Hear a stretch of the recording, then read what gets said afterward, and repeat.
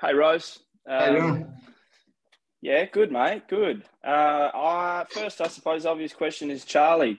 What was the incident? Did you see it last week? Were you near him when he did it? And then what have you seen of him since?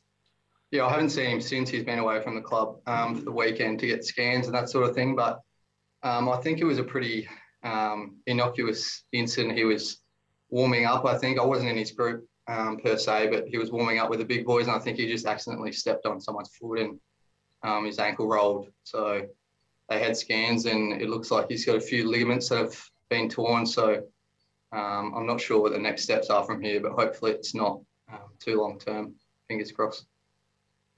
I know you are not a doctor at all, and I know Charlie's not a doctor, but does anyone sort of have any idea on it's the sort of thing that you can get fixed in the near future, or if it's the sort of thing that, you miss half a season with? Do we have any sort of idea? Does Charlie know? Do you know? No, not at this stage. I don't think. They're still going through the stages that they have to work out exactly what sort of surgery or if he has to have surgery. So it's hard to put a timeline on those sort of things. There's still a fair way to go before the season starts. So hopefully he doesn't miss too much football. It's probably better than doing it just before round one. So hopefully he doesn't miss too much footy. I know you said you haven't seen him, but how does Charlie go with things like this, knowing that he's had a bit of a history of ankles and other injuries? Does he get down about it, or just deals with it because he's done it before? Where's he on the scale? Yeah, well, like you said, he's been through a lot of injuries before, so I think he's sort of in the right mindset now, where he's got things outside of football that sort of take his mind off that sort of thing. If you don't have those sort of things, that you can probably get a little bit down on yourself because you're not as big a part of the group and probably spend a bit more time in rehab away from the group. So it's good that he's got things outside of football and he's obviously, like you said, had serious injuries before, so he knows how to deal with it. So yeah, we're fully confident that he'll be back better than ever. Just while I'm doing the heavy lifting on the injury front, what's the go with Raz? You've seen more of him. He was still there today. What's the go with him?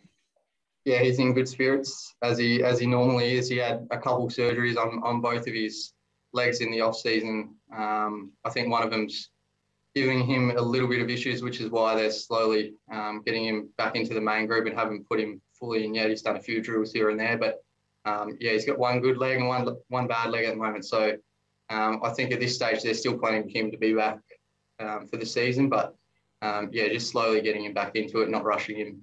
So he doesn't do anything more serious. Another bloke with a history of lots of injuries. Is it something that worries him?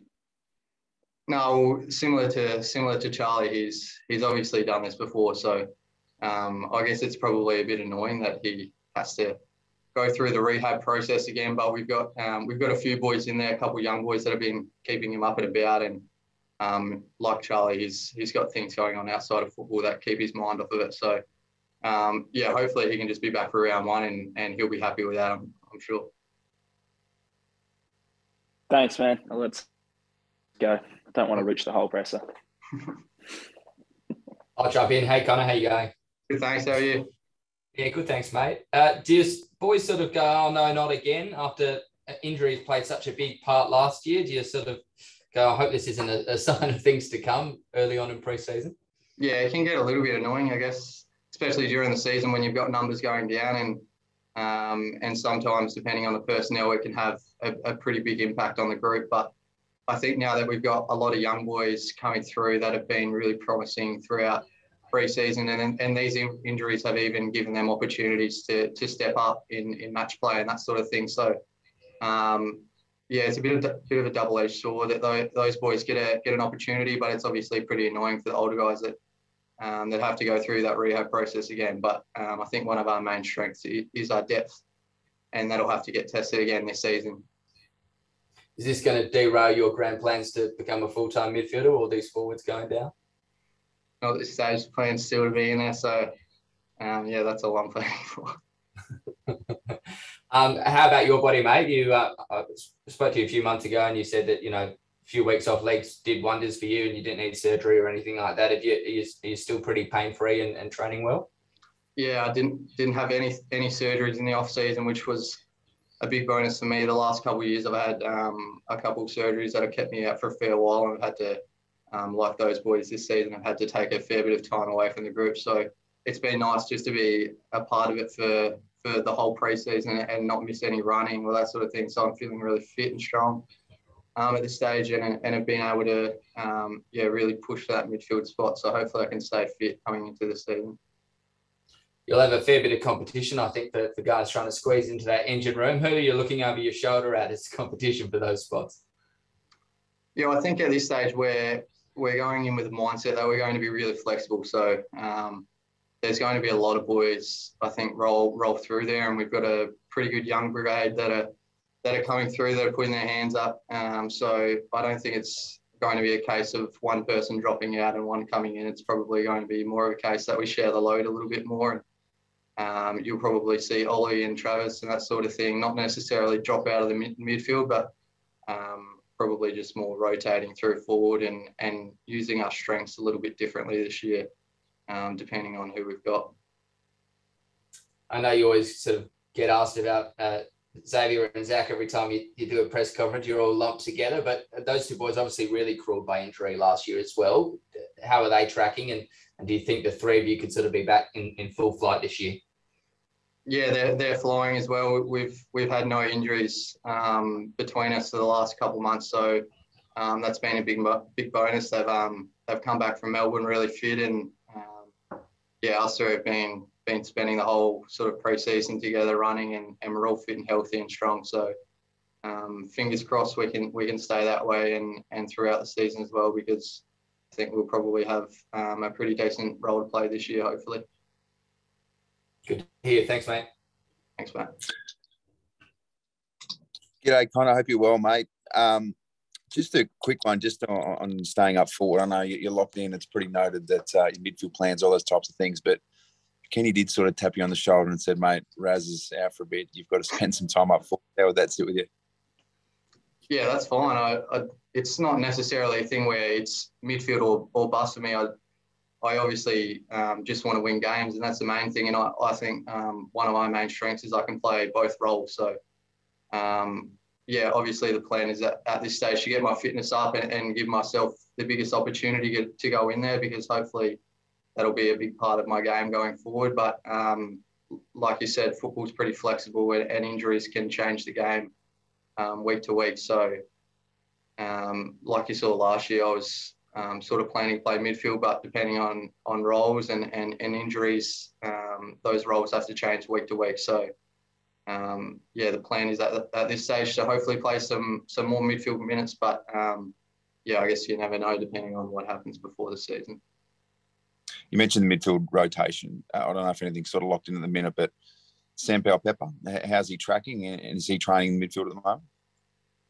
Yeah, he's another one that's coming through and playing a fair bit of midfield minutes. I'm probably repeating myself a little bit, but there's a lot of boys that have been rolling through there, and it's not necessarily been just the mainstays that have been playing midfield in match play. We've had probably 7 or 8 blokes, Jackson Mead and Butsy and me and Miles Bergman and those sort of types coming through. So it's not just Trav and Ollie that'll do the main lifting this year. Hopefully we can have a lot of boys take a bit of load off them, and that'll help us move forward as a group in the long term. Brilliant. Thanks, mate. Hey, Connor. Hope you're going well, mate. Hey, mate. How you going? Yeah, good, mate. Good. I just wondered, have you got a split in mind, like in terms of your midfield versus forward minutes? Has Kenny or Monty sort of said this is roughly what we're thinking in terms of the split forward and midfield? Not necessarily a specific number, but I think it would definitely be a bit of a jump from what I had last year. So I was probably only 25% last year, sort of spit getting in and out a little bit. So that number will probably jump up a little bit. But like I said, depending on what we have, we had 2 forwards go down now. So if that means that I have to jump back forward for a little bit, then so be it. I can obviously play forward. I've played there for most of my career so far, but no specific number at the moment, but it'll definitely be a bit more than last year, I think. No worries. And what about Monty in general? What's he actually brought to that midfield coaching role since he's taken the reins there? Yeah, Monty's been outstanding so far. He sees the game really well, and he's very footy smart. I get along with him very well. He's like I've said for most of this interview, he sort of wants to take the approach of using our strengths as a midfield rather than just having the same boys in there. So I guess the younger guys are a little bit quicker and more energetic, so they bring that side of things, and the older guys are a bit more experienced and know that side of the game. So if we can combine that as a midfield group, it'll help us move forward. But yeah, he's been really good for my development so far. Just the little things and how he sees the game, he's been really good.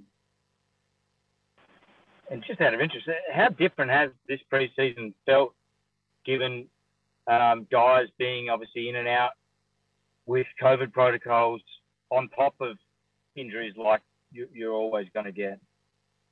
Yeah, it's been quite strange, to be honest, especially the first couple of weeks with the boys coming back from interstate. We only sort of had half a group training here and there with close contacts and people out with COVID, and we didn't really know who was going to be there on the day and who wasn't. So it's been a little bit of a battle to get full sessions in and even meetings and that sort of thing, getting people to know the game plan when they're in and outside of the club. So yeah, there's been a few different obstacles that we've had to navigate around, but I think we'll be better for it in the long run.